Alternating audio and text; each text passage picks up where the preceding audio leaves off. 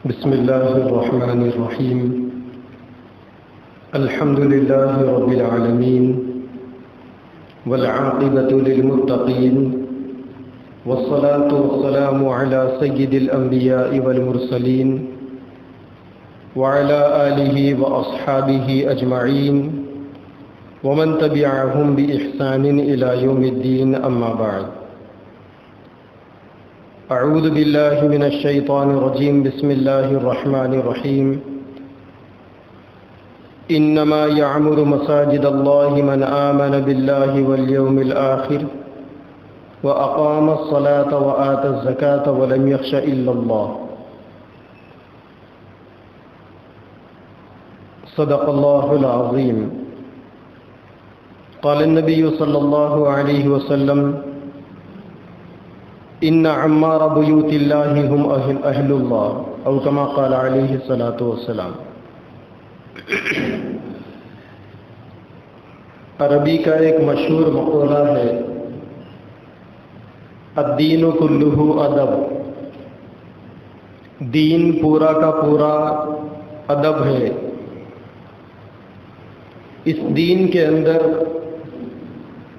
ہر چیز کا ادب سکھایا جاتا ہے.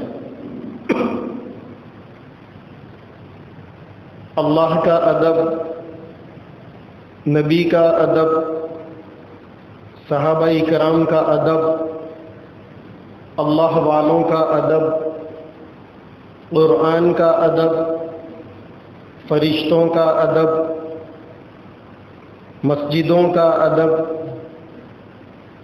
اساتذہ کا ادب، اپنے بڑوں کا ادب، اپنے ماں باپ کا ادب.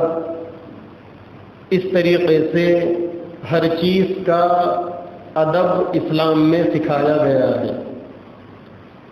یہ اسلام کی خوبی ہے اور یہ اسلام کی امتیازی شان ہے کہ اسلام نے ہر چیز کے اپنے اپنے آداب سکھائے. جہاں بہت ساری چیزوں کا ادب ہمارے لیے ہمارے دین کا حصہ ہے، وہیں پر اللہ کے گھر یعنی مسجدوں کا ادب بھی ہم مسلمانوں کے لیے ہمارے دین کا حصہ ہے.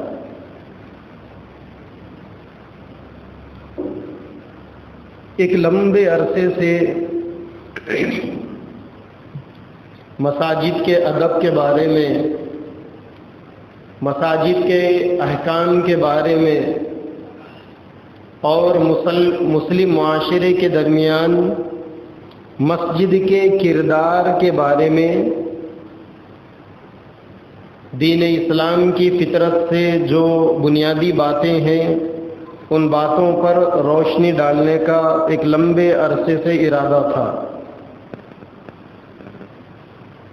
سب سے پہلے یہ بات ذہن میں رکھیں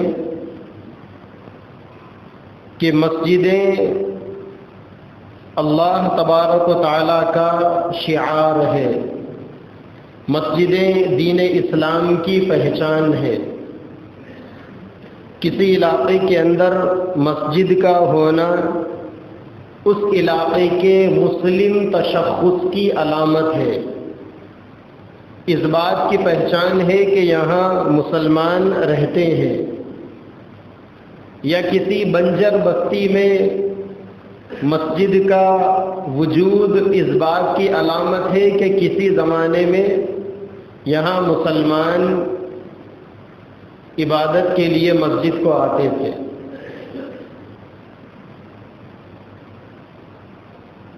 قرآن مجید کی ایک آیت شریفہ ہے: وَلَوْلَا دَفْعُ اللَّهِ النَّاسَ بَعْضَهُمْ بِبَعْضٍ لَهُدِّمَتْ صَوَامِعُ وَبِيَعٌ وَصَلَوَاتٌ وَمَسَاجِدُ يُذْكَرُ فِيهَا اسْمُ اللَّهِ كَثِيرًا. کہ اگر اللہ تبارک و تعالی لوگوں کا زور نہ توڑتے تو ہر نبی کی شریعت کے اندر لوگ ان کی جو عبادت کرنے کی جگہ ہیں ان جگہوں کو توڑ دیتے، ان کو منہدم کر دیتے. اس آیت شریفہ کے اندر الگ الگ مذہب کے ماننے والوں کی الگ الگ عبادت کی جگہوں کی اللہ تعالیٰ نے 4 قسم سے تعریف کی ہے۔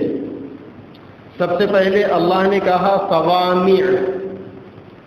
صوامع کہتے ہیں اپنے آپ کو بیوی بچوں کی فکروں سے، اپنے اور پرایوں کی فکروں سے، دنیا کی مصروفیتوں سے، دنیا بھر کی ذمہ داریوں سے پلڑا جھاڑ کر جو لوگ عبادت کے لیے اپنے آپ کو یکسو کر لیتے ہیں، جنہیں راہب بھی کہا جاتا ہے، ان کے عبادت کرنے کی جگہ کو صوامع کہتے ہیں۔ اسی طریقے سے کرسچنوں کی جو عبادت گاہیں ہیں، نصارہ کی عبادت گاہیں ہیں، ان کو قرآن کی اصطلاح میں بیع کہا جاتا ہے۔ عام لفظوں میں آپ اسے چرچ کہہ سکتے ہیں۔ تیسرے یہودیوں کی عبادت گاہیں ہیں، جو لوگ سیدنا موسیٰ علیہ السلام کی شریعت کے ماننے والے ہیں، ان کی عبادت کرنے کی جگہ کو صلوات کہتے ہیں۔ اور تیسرے ہیں چوتھے ہیں مسلمانوں کی عبادت گاہیں، جہاں مسلمان عبادت کرتا ہے اس کے لیے اللہ تبارک و تعالیٰ نے مساجد کا لفظ ارشاد فرمایا، کیونکہ مسلمانوں کی عبادتوں میں سب سے بڑی عبادت نماز ہے، اور نماز میں سب سے اہم رکن سجدہ ہے۔ لہذا سجدہ کرنے کی جگہ کو، جس جگہ پر سجدہ کیا جاتا ہے، اسے مسجد کہتے ہیں، اور اسی کا پلورل ورڈ یعنی جمع مساجد آتا ہے۔ اسی لیے اللہ تعالیٰ نے مسلمانوں کی عبادت کرنے کی جگہ کے لیے مساجد کا لفظ ارشاد فرمایا۔ یہ مسجدیں اسلام کی پہچان ہے، مسلمانوں کی پہچان ہے، دین کی پہچان ہے۔ لہذا جو اسلامی شعائر ہے اس کی حفاظت کرنا، اس کا احترام کرنا، اس کا ادب کرنا، اس کے تقاضوں کو پورا کرنا، یہ سب مسلمانوں کی ذمہ داری ہے۔ اسی لیے مسجدوں کو تعمیر کرنے کی بھی مسلمانوں کی ذمہ داری ہے۔ مسجدیں تعمیر کی جاتی ہیں عبادتوں کے لیے، لہذا مسلمانوں کو اپنی عبادت کے لیے ہر بستی کے اندر ایک مسجد تعمیر کرنا، جہاں بستی والے جمع ہو کر عبادت اللہ تبارک و تعالیٰ کی دل لگی کے ساتھ کر سکے، یہ مسلمانوں کی بنیادی ذمہ داری ہے۔ اسی لیے قرآن مجید کے اندر اللہ تبارک و تعالیٰ نے مساجد تعمیر کرنے والوں کے بارے میں فرمایا، انما یعمر مساجد اللہ من آمن باللہ والیوم الآخر، کہ اللہ کے لیے مسجدوں کو وہ لوگ تعمیر کرتے ہیں جو اللہ پر ایمان لاتے ہیں اور آخرت کے دن پر ایمان لاتے ہیں۔ وَأَقَامُوا الصَّلَاةَ وَآتَوُا الزَّكَاةَ وَلَمْ يَخْشَ إِلَّا اللَّهَ، جو نمازوں کو قائم کرتے ہیں، جو لوگ اللہ کے دیے ہوئے مال میں زکوٰۃ نکالتے ہیں اور اللہ کے علاوہ کسی اور سے نہیں ڈرتے۔ یہ 5 قسم کی بنیادی صفات اللہ تعالیٰ نے مسجدوں کو تعمیر کرنے والے کی ارشاد فرمائی۔ ایک اللہ پر ایمان، دوسرے آخرت کے دن پر ایمان، تیسرے نمازوں کو قائم کرنا، چوتھے زکوٰۃ دینا، اور 5ویں اللہ کے علاوہ کسی اور سے نہیں ڈرنا۔ ایک حدیث پاک کے اندر اللہ کے نبی صلی اللہ علیہ وسلم نے فرمایا،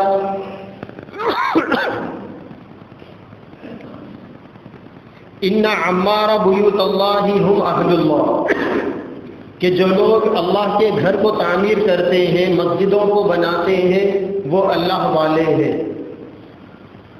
مسجد کی پوری تعمیر کرانا یا مسجد کی تعمیر میں اپنی جانب سے اللہ نے جتنی توفیق دی ہے حصہ ملنا، یہ سب مسلمانوں کی شان ہے۔ اللہ پر ایمان رکھنے کی یہ پہچان ہے، اور اللہ والا ہونے کی ایک علامت ہے۔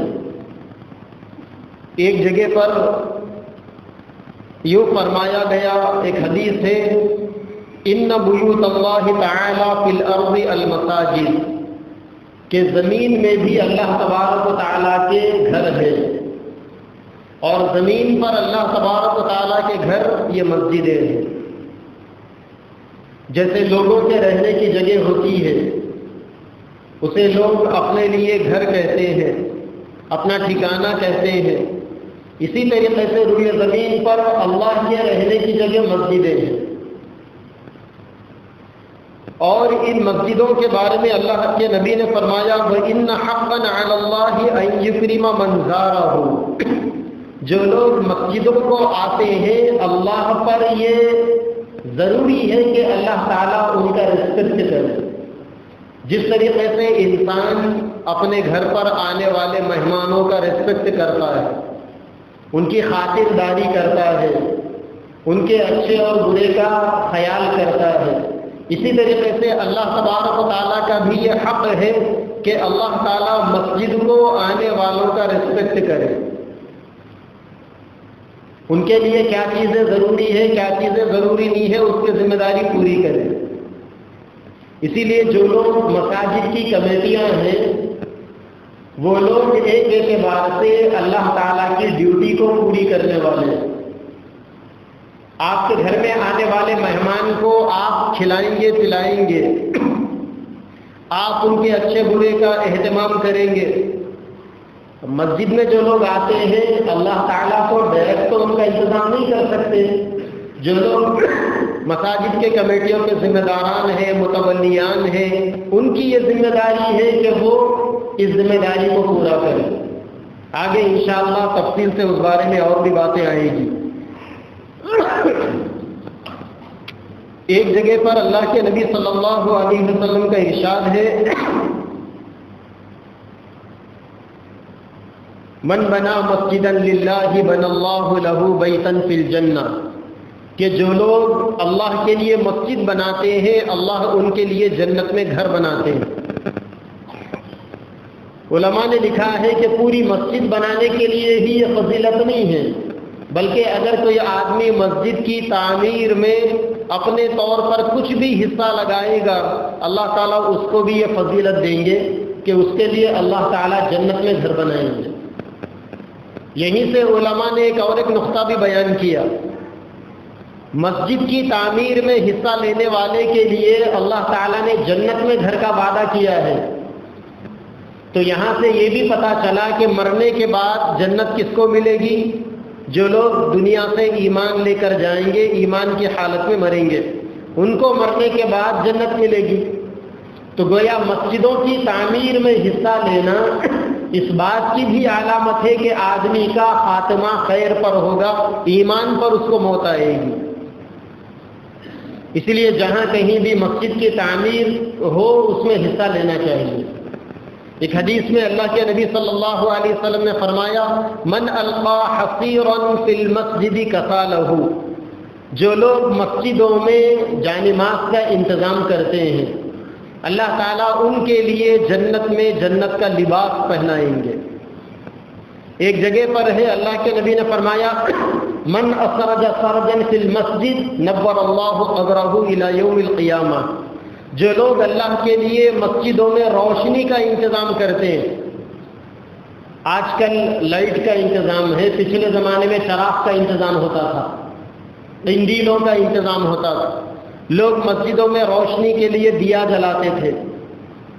تو اللہ کے نبی نے فرمایا جو لوگ مسجدوں میں روشنی کا انتظام کریں تاکہ اللہ کے بندوں کو عبادت کرنے میں سہولت ہو، تو اللہ تبارک و تعالیٰ قیامت تک کے لیے ان کی قبروں کو روشن کر دیں گے۔ مسجد میں روشنی کرنے کا فائدہ قیامت تک قبر روشن ہوگی، مسجد میں جانمازوں کا انتظام کرنے کا فائدہ جنت میں اللہ تعالیٰ لباس پہنائیں گے، اور مسجد کی تعمیر میں حصہ لینے کا فائدہ جنت میں اللہ تعالیٰ گھر دیں گے، جس سے یہ تو سمجھ میں آتا ہے کہ آدمی کا ایمان پر مرنا یقینی ہے۔ اسی لیے اللہ تعالیٰ نے قرآن مجید میں فرمایا ما كان للمشركين ان يعمروا مساجد اللہ، مشرکین کی یہ شان نہیں ہے کہ وہ اللہ تبارک و تعالیٰ کے لیے گھر بنائیں، شاہدین علی انفسہم بالکفر، اپنے آپ کو کافر بتاتے ہوئے کسی کافر کے لیے مسجد بنانے کی اجازت نہیں۔ مسجد بنانا صرف ایمان والوں کی شان ہے، کافر کی شان نہیں ہے مسجد بنانا۔ اور یہ مسجد بنانا انبیاء کرام کی سنت ہے۔ روئے زمین کی جو سب سے پہلی مسجد ہے وہ کعبۃ اللہ ہے۔ اللہ تعالیٰ نے کعبۃ اللہ کی تعمیر دنیا کے بننے سے ہزاروں سال پہلے فرشتوں کے ذریعے سے فرمائی۔ کہتے ہیں کہ دنیا کے اندر پانی ہی پانی تھا، زمین کہیں بھی نہیں تھی۔ اللہ تعالیٰ نے زمین کو بنانے کا ارادہ کیا تاکہ زمین پر زمینی مخلوق کو بھیجے۔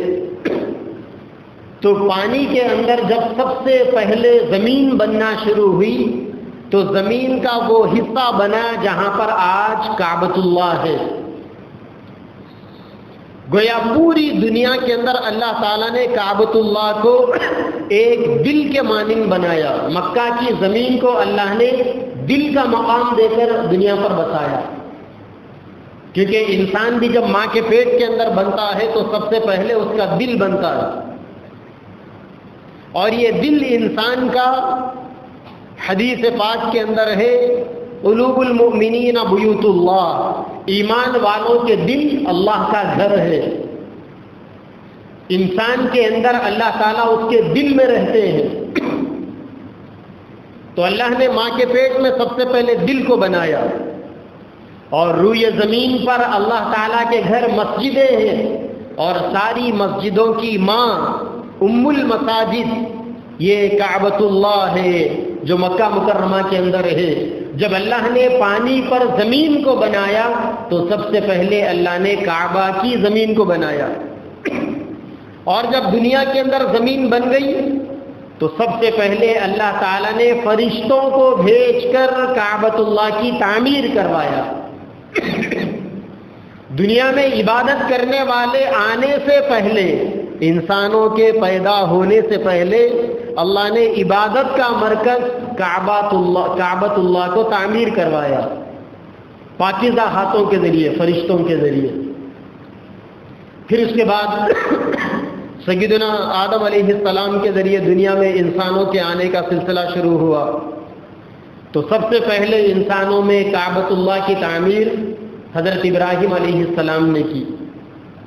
پھر نوح علیہ السلام کے زمانے میں سیلاب آیا، پوری دنیا ڈوب گئی، اور کچھ لوگوں کو اللہ تعالیٰ نے نوح علیہ السلام کی کشتی میں سوار کروایا، پھر ان کے ذریعے دنیا قائم ہوئی۔ تو دوسری مرتبہ انسانی ہاتھوں میں کعبۃ اللہ کی تعمیر سیدنا نوح علیہ السلام نے کی۔ پھر جب انسانیت شعور کے زمانے تک آ گئی اور سیدنا ابراہیم خلیل اللہ علی نبینا علیہ الصلاۃ والسلام کا دور آیا، اور اللہ تعالیٰ نے حضرت ابراہیم علیہ السلام کی اولاد کے ذریعے سے دوبارہ کعبۃ اللہ کو آباد فرمایا۔ قرآن مجید کے اندر اللہ تبارک و تعالیٰ نے فرمایا وَعَهِدْنَا إِلَىٰ إِبْرَاهِيمَ وَإِسْمَاعِيلَ أَن طَهِّرَا بَيْتِيَ لِلطَّائِفِينَ وَالْعَاكِفِينَ وَالرُّكَّعِ السُّجُودِ، کہ ہم نے ابراہیم علیہ السلام سے اور ان کے بیٹے سیدنا اسماعیل علیہ السلام سے وعدہ لیا۔ کیا وعدہ؟ أَن طَهِّرَا بَيْتِي لِلطَّائِفِينَ، کہ جو لوگ دنیا بھر سے من کل فج عمیق، دنیا کے کونے کونے سے جو لوگ عبادت کے لیے کعبہ کو آئیں گے، اب تم دونوں باپ بیٹے کی یہ ذمہ داری ہے، آنے والوں کے لیے، وہاں طواف کرنے والوں کے لیے اور وہاں نماز پڑھنے والوں کے لیے آپ اللہ کے گھر کے صفائی ستھرائی کا اہتمام کریں۔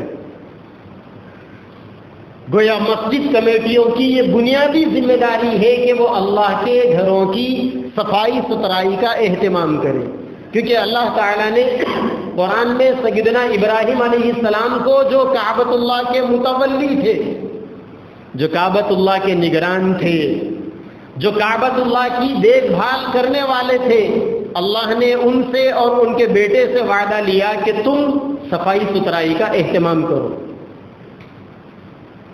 اور یہ اہتمام مسلمانوں کی ذمہ داری ہے، کافروں کی یہ ذمہ داری نہیں ہے۔ اسی لیے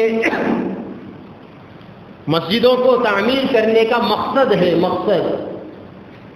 مسجدوں کی تعمیر کا مقصد کیا ہے؟ قرآن مجید میں اللہ تبارک و تعالیٰ نے فرمایا فی بیوت اذن اللہ ان ترفع ویذکر فیہا اسمہ، کہ مسجدوں کے اندر اللہ تبارک و تعالیٰ کی بڑائی بولی جائے، مسجدوں میں اللہ کا ذکر کیا جائے۔ مسجدیں وہ ہے جہاں پر نمازوں کا اہتمام کیا جاتا ہے۔ اسی لیے ایک آدمی اپنے گھر میں نماز پڑھتا ہے تو اسے ایک نماز کا ثواب ملے گا، اور آ کر مسجد میں نماز پڑھے گا 27 نمازوں کا ثواب ملے گا۔ اور جو لوگ علاقے کی جامع مسجد میں نماز پڑھیں گے، جامع مسجد کا مطلب جہاں زیادہ لوگ جمع ہوتے ہیں، اس مسجد میں 500 نمازوں کا ثواب ہے۔ جو لوگ مسجد نبوی میں مدینہ میں نماز پڑھیں گے، ایک نماز کا ثواب 50,000 نمازوں کے برابر، اور جو لوگ مکہ میں کعبۃ اللہ میں نماز پڑھیں گے، ایک نماز کا ثواب 1,00,000 نمازوں کے برابر۔ کیونکہ مسجدوں کا مقصد اللہ کی عبادت، مسجدوں کے اندر اللہ تبارک و تعالیٰ کا ذکر۔ حدیث پاک کے اندر ہے انما بنیت المساجد لذکر اللہ، مسجدیں اللہ تبارک و تعالیٰ کے ذکر کے لیے بنائی جاتی، مسجدوں میں اللہ تبارک و تعالیٰ کا ذکر ہوتا ہے۔ اسی لیے حدیث پاک کے اندر ہے احب المساجد احب البلاد الی اللہ مساجدها، کہ روئے زمین کے اوپر اللہ تعالیٰ کو سب سے زیادہ پسندیدہ جگہ یہ مسجدیں ہیں، کیونکہ مسجدوں کے اندر اللہ تبارک و تعالیٰ کی بڑائی بولی جاتی ہے، مسجدوں کے اندر اللہ تبارک و تعالیٰ کا ذکر کیا جاتا ہے، اور مسجدوں کے اندر اللہ تبارک و تعالیٰ کی 24 گھنٹے رحمتیں نازل ہوتی۔ ہر علاقے کی مسجد اس علاقے کا ایک پاور ہاؤس ہوتا ہے، جہاں اللہ کی طرف سے اس پوری بستی میں سب سے زیادہ رحمتیں مسجد پر نازل ہوتی ہے۔ اس کے بعد سارے مسلمانوں کے گھر اس مسجد سے کنیکٹ ہوتے ہیں، اور جن گھروں کے اندر جتنا زیادہ مساجد والے اعمال ہوں گے، ذکر و اذکار ہوگا، قرآن کی تلاوت ہوگی، نمازوں کا اہتمام ہوگا، اللہ کی عبادتیں ہوگی، ان مسجدوں سے ان گھروں کو اتنا پاور سپلائی ہوگا، اتنا انوارات اور اتنی اللہ تبارک و تعالیٰ کی رحمتوں کا کنیکشن ان گھروں سے زیادہ ہوگا۔ اسی لیے جس زمین پر ایک دفعہ مسجد بن جاتی ہے، شرعی مسجد، قیامت تک کے لیے وہ مسجد ہوتی ہے۔ مسلمانوں کی اب یہ ذمہ داری ہے کہ اس جگہ کی حفاظت کرے اور اس جگہ کو غیروں کے قبضے سے بچائے۔ حدیث پاک کے اندر ہے کہ جب قیامت کے قریب سور پھونکا جائے گا، ساری دنیا میں زلزلہ آئے گا۔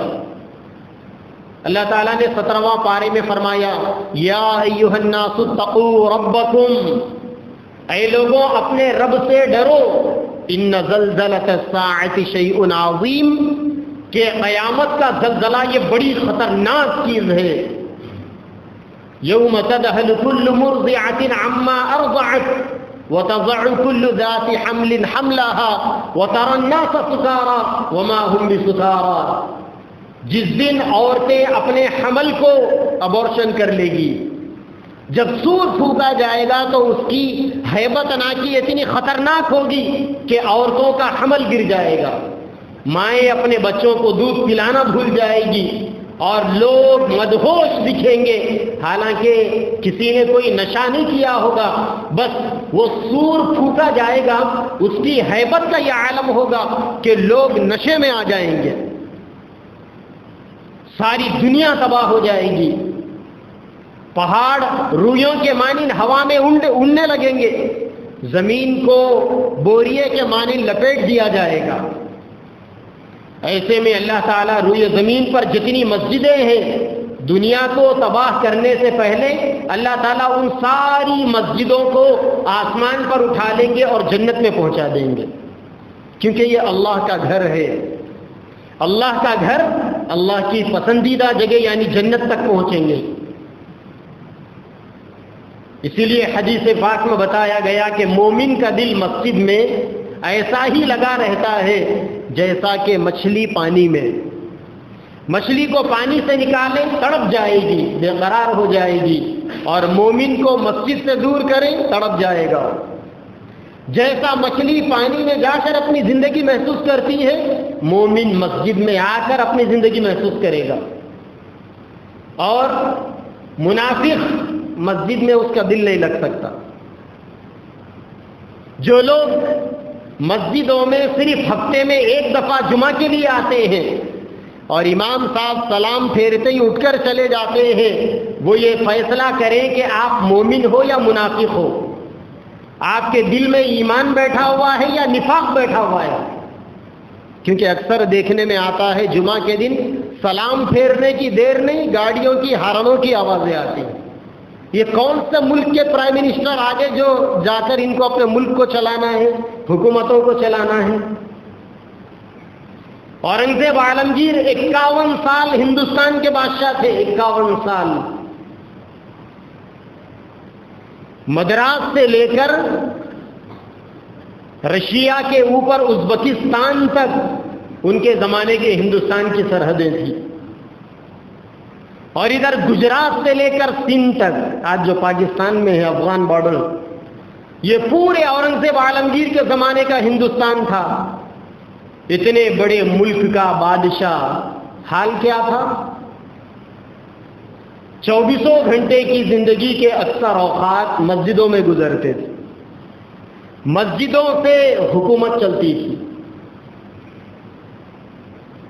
تہجد کی نماز میں روزانہ 6 پارے کی تلاوت ہوتی تھی۔ شہنشاہ ہندوستان، اتنا بڑا بادشاہ، روئے زمین پر ایسا مالدار اور ایسا اللہ والا بادشاہ شاید ہی کوئی پیدا ہوا ہوگا۔ جب انتقال کا وقت قریب آیا تو وصیت کی، وقت کا بادشاہ، ہندوستان کا عظیم بادشاہ، 50-51 سال ہندوستان پر حکومت کرنے والا، انتقال کے موقع پر بلا کر وصیت کرتا ہے کہ میں نے ٹوپیوں کو بن بن کر اس کو بیچ کر جو پیسے کمائے، جس سے اپنے 5 بیٹے اور 5 بیٹیوں کا خرچہ برداشت کرتا تھا، 4,500 روپے اس میں سے باقی ہے، میرے کفن اور دفن کا انتظام ان پیسوں سے کرنا۔ اور ساتھ ہی ساتھ اپنے ہاتھوں سے قرآن لکھ کر بیچ کر اس سے اپنے کھانے کا انتظام کرتے تھے۔ انہوں نے کہا کہ 805 روپے قرآن کے بیچے ہوئے میرے پاس ہے، چونکہ بعض علماء نے قرآن کو بیچ کر کمائی جانے والی آمدنی کے مکروہ ہونے کا فتویٰ دیا ہے، لہذا یہ پیسے میرے بعد غریبوں میں بانٹ دینا۔ شہنشاہ ہندوستان کی یہ حالت۔ اور اللہ کا ولی زندگی کے اکثر اوقات مسجدوں میں گزرتے تھے، کیونکہ مسجد ایمان والے کے لیے ایسا ہی جیسا مچھلی کے لیے پانی۔ یہاں سے یہ بھی سمجھ میں آیا کہ مسجد کا کردار کیا ہے۔ اللہ کے نبی صلی اللہ علیہ وسلم کے زمانے میں حکومت چلانے کے لیے الگ سے کوئی پارلیمنٹ ہاؤس نہیں ہوتا تھا۔ نبی کے زمانے میں مسجد نبوی وہی پارلیمنٹ تھی، وہیں پر سامنے صحن میں فوجی ٹریننگ بھی دی جاتی تھی، وہی آرمی ہیڈ کوارٹر بھی تھا، وہیں پر مسلمانوں کے مسائل میں فیصلے ہوتے تھے، وہی سپریم کورٹ بھی تھا، وہیں پر لوگوں کے لیے سامنے خیرات تقسیم کی جاتی، کھانے کا انتظام کیا جاتا، وہی لنگر خانہ بھی تھا، وہیں پر لوگوں کے آرام کا انتظام کیا جاتا، وہی سرائے بھی تھا۔ اسلام میں مسجدوں کا یہ کردار ہے۔ وہیں پر اندر ایک چبوترے کے اوپر کبھی 70 اور کبھی 400 صحابہ بیٹھ کر دین کا علم حاصل کرتے تھے، وہی مدرسہ بھی تھا۔ وہیں پر لوگوں کو اللہ اللہ کروایا جاتا تھا، وہی خانقاہ بھی تھی۔ وہیں سے دور دور تک اسلام کے لیے جماعتوں کو بھیجا جاتا تھا، لشکروں کو رخصت کیا جاتا تھا، وہی مرکز بھی تھا۔ اسلام کے اندر مسجد کا کردار ملٹی پرپز ہے، مسجد سے ہر قسم کا کام لیا جا سکتا ہے۔ یہ الگ بات ہے کہ جس طریقے سے آج ہم لوگوں میں مسلمانیت کم ہو گئی، اسلام ہم میں کمزور پڑ گیا، ایمان ہم میں کمزور پڑ گیا، اسی طریقے سے اسلام کے اور ایمان کے تقاضے بھی کم ہو گئے، اور لے دے کر آج کے زمانے میں مسجدیں صرف نمازوں کے لیے رہ گئی۔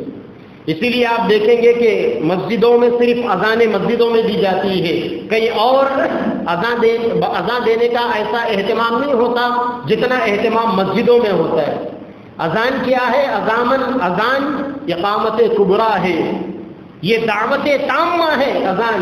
اسی لیے جب جب بھی مؤذن اذان دیتا ہے، دعا پڑھنے والے مثلاً دعا پڑھتے ہیں اللہم رب ہذہ الدعوت التامہ، اے اس مکمل دعوت کے رب، والصلاۃ القائمہ، اور قائم کی جانے والی نمازوں کے رب۔ اذان کے بعد کی دعا کا ترجمہ ہے یہ۔ اذان کو اسلام نے دعوت کبریٰ کہا، دعوت تامہ کہا، کیونکہ مؤذن ایک تو اللہ کی بڑائی کا اعتراف کرتا ہے، اللہ اکبر اللہ اکبر، اشہد ان لا الہ الا اللہ، دوسرے اللہ تبارک و تعالیٰ کی وحدانیت کا بباں کے دوہل اعلان کرتا ہے، تیسرے اشہد ان محمد رسول اللہ، اللہ کے نبی صلی اللہ علیہ وسلم کی بعثت کی تجدید کرتا ہے، اور چوتھے کہتا ہے حی علی الصلاۃ، آؤ نمازوں کی طرف۔ پانچویں کہتا ہے کہ دنیا کے اندر ہر انسان کامیابی کا دیوانہ، کامیابی کا متوالی، کامیابی کا تلاش کرنے والا، مؤذن کہتا ہے حی علی الفلاح، آؤ کامیابی تمہیں مسجدوں میں ملے گی۔ پھر اللہ تبارک و تعالیٰ کی بڑائی کے بول کے ساتھ، ایمان کی تکمیل کے ساتھ اذان مکمل ہوتی۔ اسی لیے اللہ کے نبی نے جب صحابہ سے مشورہ کیا اذان کے بارے میں کہ کیسے لوگوں کو بلائیں، کسی نے کہا سیٹی بجا کے بلائیں گے، کسی نے کہا ڈھول مار کے بلائیں گے، کسی نے کہا آگ جلا کے بلائیں گے لوگوں کو۔ اللہ کے نبی نے کہا یہ سب غیروں کے طریقے ہیں، یہیں پر مشورہ ختم کرو، سب اپنے اپنے گھر چلے جاؤ۔ صحابہ جب اپنے اپنے گھروں کو چلے گئے، رات میں خواب میں دیکھا، کئی صحابہ نے دیکھا کہ ان کے خواب میں کوئی اذان دے رہا ہے۔ جب آ کر صحابہ نے اللہ کے نبی کو وہ خواب سنایا تو تب سے آپ نے اذان کے عمل کی شروعات کر دی۔ پھر آپ نے فرمایا مؤذنوں کے بارے میں، جو مؤذن 7 سال اللہ کی رضا کے لیے اذان دے گا، اللہ تعالیٰ اس کی گردن اونچی کریں گے قیامت میں، اللہ تعالیٰ اس کا سر فخر سے بلند کریں گے قیامت میں۔ اتنا بڑا اعزاز ہے اذان دینا۔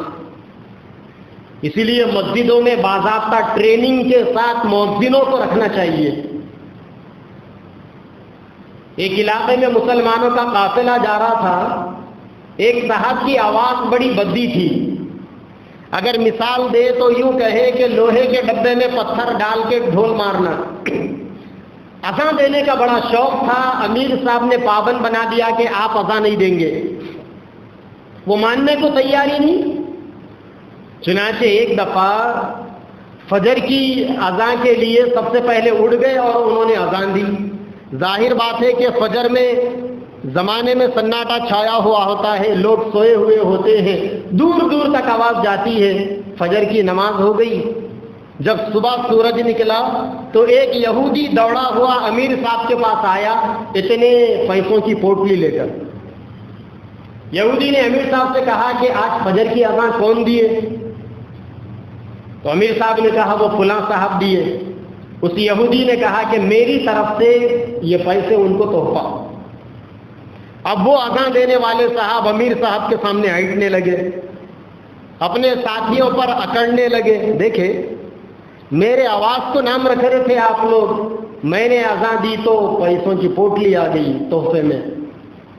تو امیر صاحب نے کہا اچھا ٹھیک ہے بیٹھ جاؤ۔ امیر صاحب نے اس یہودی سے پوچھا کہ یہ بتاؤ یہ پیسوں کی پوٹلی کس خوشی میں؟ تو اس نے کہا کہ میرا بیٹا جس نے ایک لمبے عرصے سے قرآن کو پڑھا ہوا ہے، اسلام کی اسٹڈی کیا ہوا ہے، وہ ایک لمبے زمانے سے کہتا تھا کہ ابا میں ڈائیورشن کر لوں گا. اسے کنورشن نہیں کہتے، اسے اصل میں ڈائیورشن کا ورڈ یوز کرنا چاہیے. یعنی میں اسلام قبول کروں گا. میں میرے بیٹے سے کہتا کہ بیٹے ہمارا جو مذہب ہے وہی صحیح ہے، تم اسلام کیوں قبول کرو گے؟ میری اور میرے بیٹے کی لمبے زمانے سے بحث اور تکرار ہوتی رہتی. میں کہتا کہ اسلام قبول مت کر، وہ کہتا کہ میں اسلام قبول کروں گا. آج میرا بیٹا رات بھر سویا نہیں تھا، فجر کے وقت میں اسے نیند لگ رہی تھی. آپ کے مؤذن صاحب کی یہ بھونڈی آواز سن کر اس کی نیند ختم ہو گئی. نیند سے جب صبح بیدار ہوا تو میرے بیٹے نے کہا کہ ابا جان، جس مذہب میں اتنی گھٹیا آواز سے اذان دی جائے میں اس مذہب کو اب قبول نہیں کروں گا. تو اس یہودی نے کہا کہ ان کی اذان کو سن کر میرے اور میرے بیٹے کا جھگڑا ختم ہو گیا، لہذا میری طرف سے یہ تحفہ قبول کیجیے. تو اذان باضابطہ ٹریننگ کے ساتھ ہونی چاہیے. آپ دیکھیں کعبۃ اللہ کے اندر کتنی پیارے اذانیں ہوتی ہے. حمد خدا سے تر ہے زبانیں، کانوں میں رس گھولتی ہے اذانیں. وہاں کی اذانیں آپ سنو، دل پہ چوٹ کرے گی جا کے. کنگ فہد جب سعودی عرب کے بادشاہ تھے، انہوں نے پتہ کیا جب کعبۃ اللہ کا ریکنسٹرکشن ہوا تو انہوں نے پوچھا کہ پوری دنیا میں سب سے زیادہ سیلری کس کی ہے، تنخواہ کس کی ہے؟ انہیں بتایا گیا کہ سب سے زیادہ سیلری امریکہ کا پریزیڈنٹ اٹھاتا ہے. تو انہوں نے کہا کہ آج کے بعد امریکن پریزیڈنٹ سے زیادہ تنخواہ مکہ اور مدینہ کے امام اور مؤذن کو ہونی چاہیے. تو دنیا میں سب سے زیادہ سیلری اٹھانے والے مکہ اور مدینہ کے مؤذن اور امام ہیں. آپ ان کی اذانیں سنیں، دل پہ چوٹ لگے گی. اسی لیے اذانیں ایسی ہونی چاہیے. اکثر آپ دیکھیں کوئی ٹریننگ نہیں. میں تو کہتا ہوں کہ ہر علاقے کے اندر اللہ کے کچھ ایسے لال پیدا ہو جائیں جو مؤذنوں کی ٹریننگ کریں باضابطہ. مگر مصیبت یہ ہے کہ ہمارے پاس جسے کوئی روزگار نہیں ملتا وہ مسجدوں کی کمیٹیوں سے ملتا ہے، مؤذنی کر لینے تیار ہیں. ارے میاں، مؤذنی معاشرے کے چھٹے ہوئے لوگوں کے کرنے کا کام نہیں ہے. مؤذنی یہ بہت بڑی ڈیوٹی ہے، اللہ تعالیٰ کے ڈپارٹمنٹ کا ایک بڑا کام ہے. اللہ کے بندوں کو بلانا ہے. اگر آپ کی آواز اچھی ہوگی، دلکش ہوگی، آپ کی اذان میں درد ہوگا، لوگ نماز کو آئیں گے. ورنہ نماز کو کیا آئیں گے؟ ایمان قبول کرنے والے بھی ہمیشہ کے لیے ایمان سے ہاتھ دھو بیٹھیں گے. اکثر لوگ کہتے ہیں اذانوں میں اللہ اکبر اللہ اکبر. کتابوں میں لکھا ہوا ہے اکبار شیطان کا نام ہے، اور یہ بیچارہ مؤذن اللہ اکبر کہتا ہے. نعوذ باللہ، کتنے غلط معنی ہو گئے اس کے. اس نے اللہ کو شیطان کے نام کے ساتھ پکارا. اسی لیے مساجد عبادتوں کا مرکز، مسجد سے ریلیٹڈ ہر چیز کے آداب اس کی ذمہ داریاں ہیں، اس کے حقوق ہے. کون ادا کرے گا؟ میں سمجھا تھا کہ شاید آج ایک جمعہ میں بات مکمل ہو جائے گی، وقت ہی ہو گیا. انشاءاللہ اللہ تعالیٰ اگر موقع دیں گے، زندگی دیں گے، اور ضروری باتیں مسجد سے متعلق آگے جمعہ کے اندر بھی اس کا اہتمام ہوگا. بڑی اہم اور ضروری باتیں بولنے سے رہ گئی. اللہ کے نبی صلی اللہ علیہ وسلم کی حدیث کتابوں میں لکھا ہوا ہے، سنت یہ ہے کہ اذانیں میناروں سے دی جائے اور اقامت مسجد میں دی جائے. لیکن ہم نے کیا کیا؟ اذانیں میناروں میں دینے کے بجائے میناروں میں اذان کے مائک ہم نے فٹ کر دیے، لاؤڈ اسپیکر، اور اذانیں مسجدوں میں ہوتی ہے. علماء نے باضابطہ مسئلہ لکھا ہے کہ اذان مسجد کے باہر ہونا چاہیے، آؤٹ آف مسجد.